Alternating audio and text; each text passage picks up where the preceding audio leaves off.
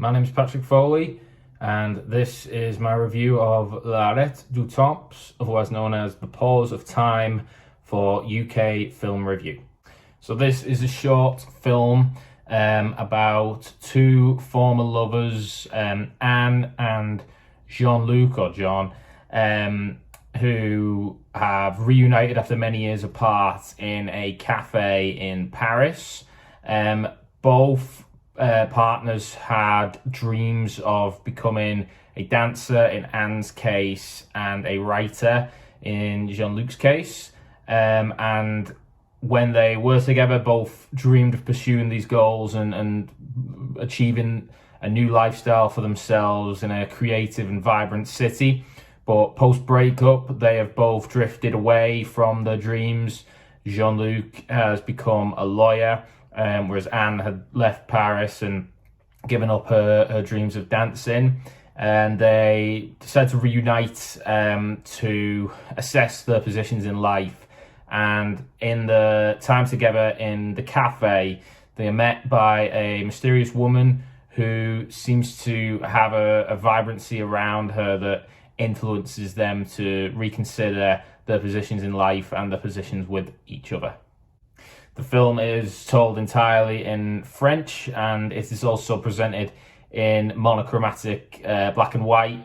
It is a very classic French cinematic feel to it. It's very auteur, very creative with its presentation. And this really fits the theme of the film, which is how a place and a place in time can really influence and give people inspiration to pursue their goals. In this case, the city of Paris and the small nooks and crannies, and how the city has been a source of inspiration for artists for decades. It really comes across very, very well here with two people who've kind of lost their way in life, lost touch with what they really want to be doing, and reuniting in that space, in that time, gives them a new direction. The two leads are really, really strong with their performances. Iro Gkoulitou is a standout as Anne, who has a sort of drive mixed with vulnerability, as she comes across as someone who really is a dreamer but has sort of lost her way in life, but her real calling is still clear to her. The actress really emphasizes that, whilst also making Anne out to be someone who still needs that drive in her life and is now in Paris, is back with her ex-boyfriend whilst searching for it. Whilst Yioryis Partalidis he brings a sort of quiet charisma to the role of Jean-Luc.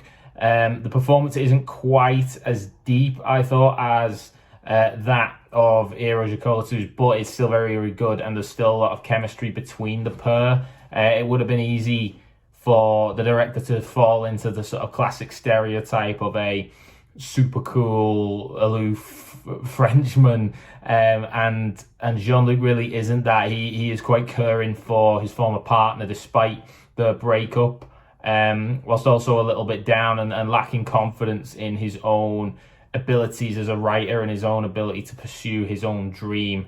So there is hidden depth to the character. I thought it didn't transmit as well as it did with Anne, but it's still a very strong performance nonetheless.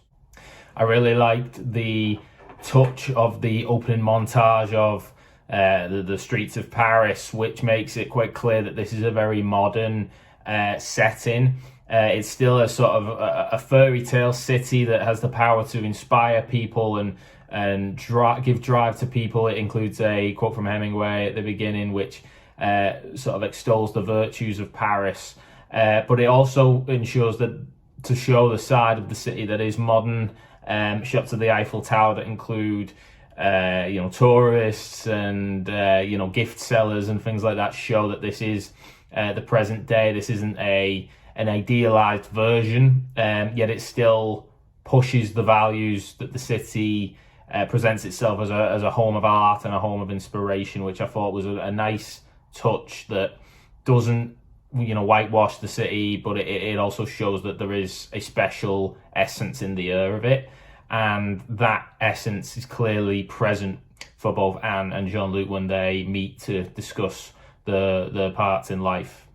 So overall, L Arrêt Du Temps is a really vibrant and layered short film. It's impressive just how much it manages to accomplish in its very short run time. The characters are really filled with depth and intrigue. They're very relatable, very well performed, very well presented, and the story, though a very straightforward one and simple one, is also quite mysterious and very interesting to the audience, with the inclusion of the nameless woman who interferes with the lives of this couple in a very sort of artistically presented way. I really enjoyed this film, and I would highly recommend it.